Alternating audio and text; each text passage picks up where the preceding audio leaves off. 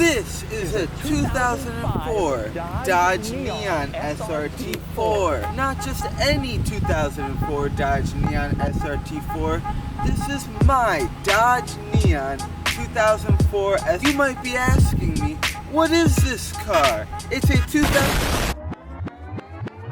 I just bought this wrecked 2012 Mitsubishi Lancer for $400. It has eaten its fair share of 4 entire deers. This car is optioned with the beloved CVT transmission. The first thing I do with any car I get is change the oil. I stripped the front end of the car to make sure there wasn't any hidden damage. About 2 months later, I contacted this guy who has a bunch of Mitsubishi Lancers to see if he had some spare parts. He had just what I needed, a bumper, fender, and a door, all for $185. Too bad they were all different colors. All in all, I am so far $800 whole into this Lancer build. Where did the Lancer go? I was scrolling on Facebook Marketplace and this popped up. Now, I love Dodge Neon SRT4s. I thought I would offer this guy a trade of my Lancer. The guy surprisingly was super accepting. He wanted to do the trade instantly. Like, I didn't even have a full day to wash the car or anything. I didn't know why he wanted to get rid of this so bad, but let me show you why. These are actually OEM. The wheels I got with this car were butt ugly wheels. Some, I don't even know what they were. And then I posted on the SRT4 Facebook group, I really wanted these original wheels. And some guy locally, like 30 minutes away, straight up traded me 1 for 1. Now, I can't say the tires are in great shape. And now for the elephant in the room, the hood. Why does it look like that? You know what the guy told me? He said he likes the look of rust. So he grinded down this whole hood and sprayed it with vinegar. You can see all the drip marks. Now this car was originally red, but the previous owner, in his 30 days of owning this car, decided to rattle can this whole entire car black. Now, this car isn't perfect by any means. The thing this guy did not tell me about was the vice grip holding the brake line. Let's take a look inside, shall we? First things first, we got some free carbon fiber down here. The seats are in wonderful condition. Beautiful floor mats from a Dodge Ram. More gauges than I would ever need to.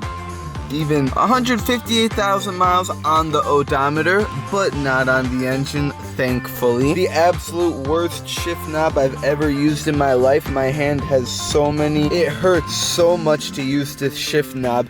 And luckily, they went ahead and stripped all of these retaining screws, so I can't even take this off. This is loose. eBay Recaro knockoff. That's bolted to the ground, guys, completely. I'm sure that'll save you in an accident. Fake sparkles, very safe. Did you know that the guy had 3 kids and a wife? Hey, it's my first car with a sunroof. The oldest Diablo Sport ever made. Back seats are in actually pretty decent shape. Fun fact, every single Dodge Neon ever made, even the SRT4s, has this cool cork where the back windows are always crank on every single Dodge Neon ever made.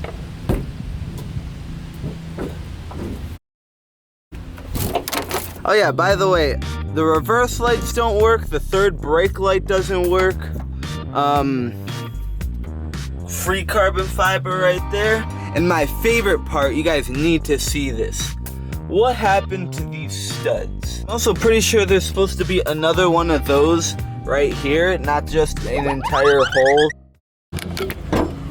Now, you might be saying, Boosted Rooster, you're being too harsh on this car. It's from 2004 after all. Theoretically, this should be a forged internal 40 over piston big turbo engine. That's exactly what the guy told me. He said it has forged internals 10,000 miles ago. This motor is brand new. Well, there is absolutely no paperwork, no documentation, nothing to back that up. The only thing he did give me was the shop's name that built this and the owner. So I kind of believe believe him? There certainly is a big turbo back there, and it is a Garrett turbo, so it's actually not junky. There was no filter whatsoever on the turbo. The turbo was full of mud. I was scooping mud out of the turbo. I immediately went to AutoZone and bought that filter for like 30 bucks and just tossed it on there. Another thing is this battery. There is nothing but zip ties. Take a moment to appreciate the welds on this. Oh my. Now, a really good thing about this car is that it is a 2004 because it gets an updated fuel rail and came with a limited slip differential in the front wheel drive gearbox. That makes this the most desirable Dodge Neon SRT4.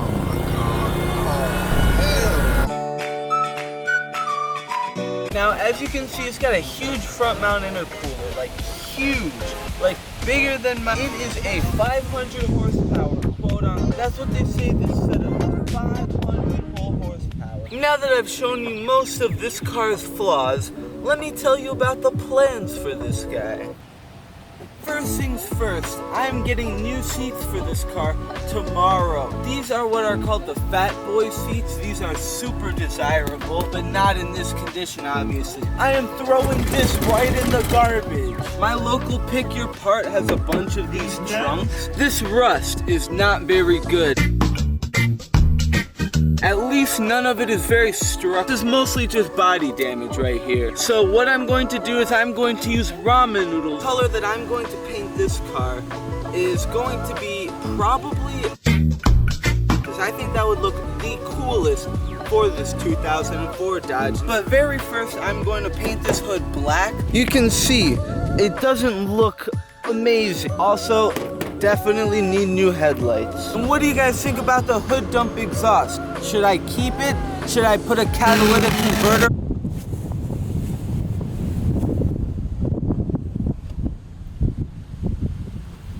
Do you think this was a good trade? My 2012 Mitsubishi Lancer was in perfect working order with nothing wrong with it. I just noticed there is literally overspray inside the car.